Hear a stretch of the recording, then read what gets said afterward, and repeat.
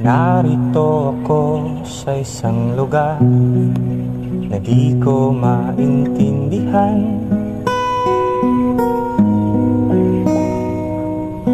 Nakikipagsapalaran sa buhay na ang hantungan ay kawalan.